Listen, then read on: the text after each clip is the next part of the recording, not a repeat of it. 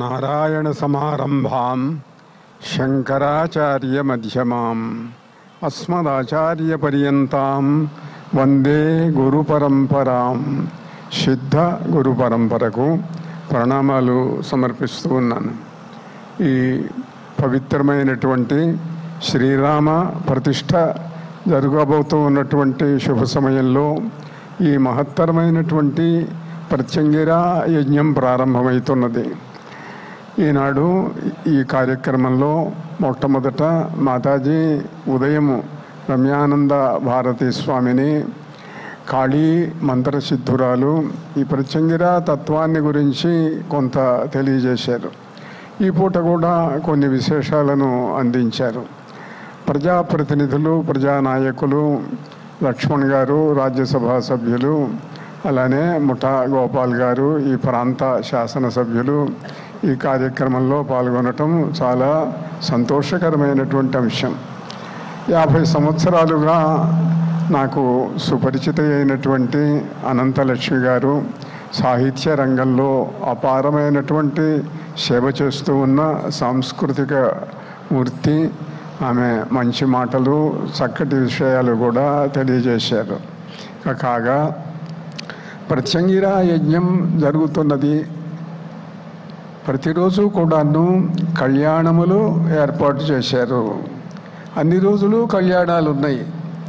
కళ్యాణాలు ఎందుకు ఏర్పాటు చేయవలసి వచ్చింది? పగలు ప్రత్యంగిర యజ్ఞం, సాయంకాలం కళ్యాణాలు. దీంట్లో ఒక రహస్యం ఉన్నది. ఇప్పుడు ఏదైనా ఒక ఇబ్బందికరమైనటువంటి వాతావరణం ఏర్పడింది అనుకోండి, కొంతమంది దృష్టిలో ప్రత్యంగిర చేస్తే, మిరపకాయలతో హోమం చేస్తే ఎట్లనండి, చాలా తీవ్రమైనటువంటి దేవత కదా అని అంటారు. దానికి ఇప్పటికే సమాధానాలు మాతాజీ చెప్పారు. పొద్దున్నే నేను కూడా కొంత ప్రస్తావించాను. తీవ్ర దేవతలు వస్తారు. అవసరమైనప్పుడు అధర్మాన్ని తొలగించటానికి, ధర్మాన్ని రక్షించటానికి, కాపాడటానికి తీవ్ర దేవతల యొక్క అవసరం ఎంతైనా ఉన్నది. ఈ ఉన్నది అని అనటానికి ఈ ప్రత్యంగిర దేవతకు, రామ ప్రతిష్టకు ఒక విశిష్టమైన సంబంధం ఉన్నది. ఏమిటండి ప్రత్యంగిరకు అయోధ్యలో జరిగే రామ ప్రతిష్టకు సంబంధం ఏమిటి అని అనొచ్చు. అంటే కొద్ది సంవత్సరాల క్రింద విశ్వ హిందూ పరిషత్తుకు అధ్యక్షులుగా అశోక్ సింఘాల్ అనేటువంటి వారు ఉండేవారు. ఆయనకు నేనంటే చాలా భక్తి. ఒకసారి అయోధ్యలో సాధు సమ్మేళనం ఏర్పాటు చేశారు. అందులో 1000 మంది సాధువులు వచ్చారు. 30-40 మంది పీఠాధిపతులు వచ్చారు. ఒక 25,000 మంది ప్రజలు వచ్చారు. సాధు సమ్మేళనం, రామ ఆలయ నిర్మాణం జరగాలి అని అందరూ కూడా ఆశిస్తూ ప్రసంగాలు చేశారు. కార్యక్రమం అయిపోయింది. ఆ రాత్రి అశోక్ సింఘాల్ గారు ఒకటి అడిగారు నన్ను, స్వామివారు మీరు ప్రత్యంగిర యజ్ఞం చేయండి అన్నారు. ప్రత్యంగిర యజ్ఞం చేస్తే ఉపయోగాలు ఏమిటో ఆయనకు స్వయంగా అనుభూతి ఉన్నది. ఆయన ఆరోగ్య విషయంలో ఆయన కదలలేని స్థితిలో ఉంటే ప్రత్యంగిరాదేవి హోమం చేసినందువల్ల నడవలేని వ్యక్తి నడవగలిగాడు, కదలలేని వ్యక్తి కదలగలిగాడు. మా కుర్తాళం 2 సార్లు వచ్చాడు ఆయన. అంటే నేను అన్నాను, 1000 మంది సాధువులు వచ్చారు, 2 పీఠాధిపతులు వచ్చారు, నన్ను ప్రత్యంగిర యజ్ఞం చెయ్యమని ఎందుకు అడుగుతున్నారు అన్నాను నేను. అంటే మీరు పిలిస్తే దేవతలు వస్తారని మాకు తెలుసండి. ఆ రాత్రి అయోధ్యలో దేవకాళీ మందిరం అని ఉన్నది. ఆ దేవకాళీ మందిరంలో నిశా సమయంలో రాత్రి 10 దాటిన తర్వాత 1 గంట దాకా ఇట్లనే ఇప్పుడు ఏ మిరపకాయల గురించి అయితే అందరూ ప్రస్తావిస్తున్నారో ఆ మిరపకాయలతోటి హోమం జరిగింది. ఆయన చేతనే హోమం చేయించాను. మరికొంతమంది కూడా పాల్గొన్నారు. ఆయన అన్నాడు, స్వామివారు చాలా చిత్రంగా ఉందండి, నాకు బాగా ఆయాసం ఉన్నది, కానీ మిరపకాయలతో హోమం చేస్తుంటే నేను చెయ్యలేను అనుకున్నాను, కానీ చేయగలిగాను, నాకు ఏ విధమైన ఇబ్బంది కలగలేదు, దగ్గు రాలేదు, కోరు రాలేదు, ఏవి రాలేదు, బాగా ఉన్నది అని అన్నారు. అంటే ప్రత్యంగిరాదేవి అనుగ్రహిస్తున్నది అన్నాను నేను. దాంతోపాటు అక్కడ ఆ ప్రదేశం అంతా కూడా ఒక చక్కటి సుగంధ పరిమళం వ్యాపించి గంట సేపు ఆ పరిమళం అంతా ఆ వాతావరణంలో ఉన్నది. అక్కడికి వచ్చినటువంటి మధ్యప్రదేశ్కు, ఒరిస్సాకు చెందినటువంటి 2 ధ్యానయోగులు వచ్చారు. వాళ్ళు అన్నారు, మాకు ఒక దివ్యమైన అనుభూతి కలుగుతున్నది, ఒక తేజస్సును చూస్తున్నాము, దేవత వస్తున్నట్లు తెలుస్తున్నది అని అన్నారు. దేవకాళీదేవి అనుగ్రహించింది, న్యాయస్థానంలో మనం గెలుస్తాము అని అమ్మవారు చెప్పింది అని ఆనాడు నేను చెప్తే, ఆయన చాలా చోట్ల పబ్లిక్ మీటింగ్స్లో కూడా ఆయన ఈ విషయాన్ని ప్రస్తావించారు.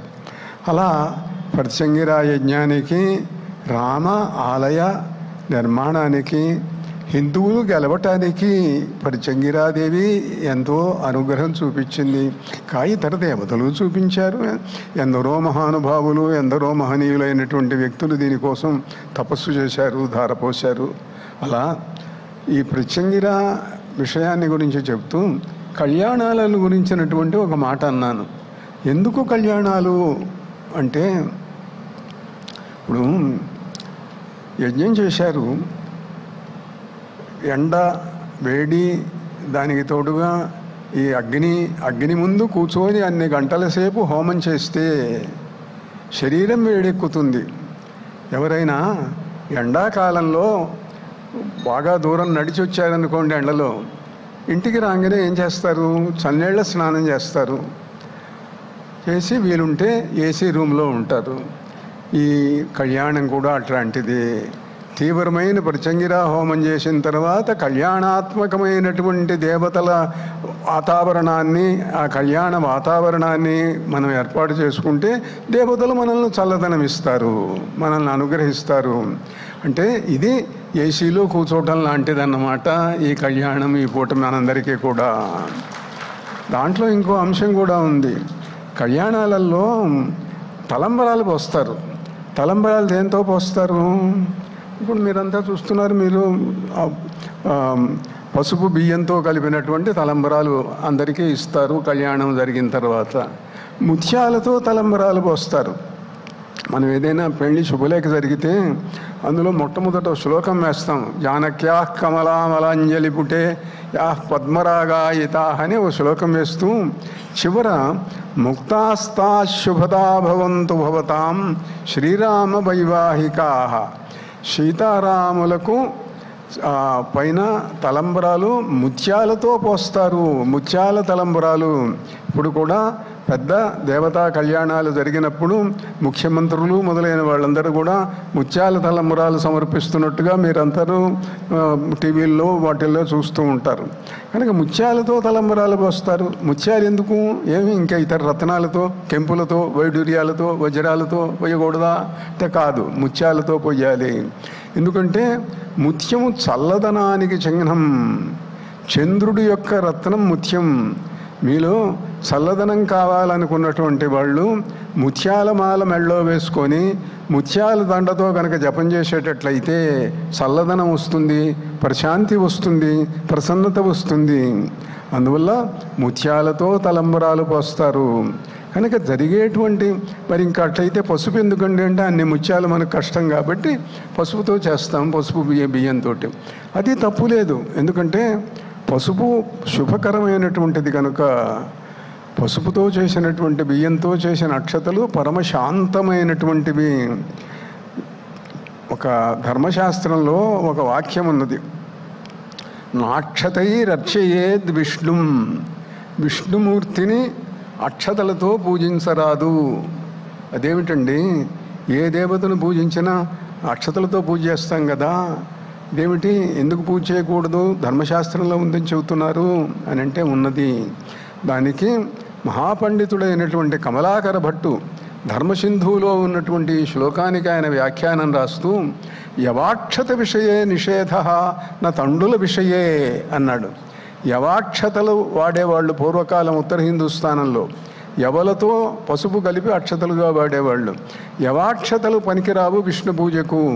విష్ణుమూర్తి సాత్విక గుణం కలిగినటువంటి వాడు. ఆయనకు రజోగుణం కలిగినటువంటి యవలతో చేసిన అక్షతలతో పూజ చేయరాదు. నా తండుల విషయే నిషేధ, తండులములతో బియ్యముతో చేసినటువంటి అక్షతలకు నిషేధం లేదు అని కొన్ని వందల సంవత్సరాల కింద కమలాకర భట్టు తెలియజేశాడు. అలా ఈ పసుపు అక్షతలు వినియోగించటం కూడా శాస్త్రబద్ధమైనటువంటి అంశమే. కనుక శాంతి కోసం, ప్రసన్నత కోసం అందరూ హాయిగా కళ్యాణాక్షతలు, కళ్యాణం చూసి కళ్యాణం తీసుకొని పగలంతా చేసినటువంటి ప్రత్యంగిరా యజ్ఞంలో ఉండేటువంటి ఆ తీవ్రత వల్ల వచ్చే మంచిది అనుభవిస్తూ మళ్ళీ శాంతి కోసం. ఇప్పుడు డాక్టర్ గారు ఉన్నారనుకోండి, దగ్గరికి వెళ్ళి అయ్యా నాకు ఈ పని వచ్చింది మంది ఇవ్వండి అని అంటే ఓ తీవ్రమైన మంది ఇచ్చాడు అనుకోండి, ఇస్తూ ఆయన చెబుతాడు దీనికి కొంచెం సైడ్ ఎఫెక్ట్స్ ఉంటాయి, రోజు కాస్త పళ్ళరసం తాగు అంటాడు. అది అక్కడ పద్మశ్రీ వచ్చినటువంటి డాక్టర్ గారు ఉన్నారు, డాక్టర్ వెంకట్రామ్ గారు. అలా ఆయన అడిగితే అదే చెప్తారు, పళ్ళరసం తీసుకోండి. ఎందుకు పళ్ళరసం తీసుకోవాలండి అంటే ఆ మందు యొక్క ఎఫెక్టు, ప్రత్యంగిర యొక్క తీవ్రత వల్ల పుట్టినటువంటి వాతావరణంలో ఉండే ఆ వేడిని తగ్గించడానికి ఇదిగో ఈ ప్రశాంతమైన ప్రసన్నమైనటువంటి ఈ కళ్యాణములు ప్రతిరోజు ఏర్పాటు చేయడంలో ఉన్న ఉద్దేశం ఇది. కనుక రోజు ప్రత్యంగిరా హోమాలు చేయండి, యజ్ఞాలు చేయండి. మహర్షులందరూ చేసినటువంటి హోమాలు, యజ్ఞాలు ఇవి ప్రత్యంగిర అంటే. యథా త్వాంగిరస పూర్వే భృగవశ్చాపశేధిరే అత్రయశ్చ వశిష్ఠాశ్చ తథైవ త్వాపశేధిమా అని ప్రత్యంగిరా రుక్కులలో ఉంది. ఆంగిరసులు చేశారు, వాసిష్ఠులు చేశారు, భార్గవులు చేశారు, ఆత్రేయులు చేశారు. అందరూ మహర్షులంతా చేసినటువంటి ప్రత్యంగిరా యజ్ఞాన్ని మీరందరూ చేస్తున్నారు. కనుక ఈ కార్యక్రమాలన్నీ కూడా ప్రత్యంగిరాదేవి దివ్యానుగ్రహం వల్ల శుభప్రదంగా జరుగుతవి అనేటువంటి విశ్వాసంతో అందరికీ శుభమగునుగాక. నారాయణ నారాయణ.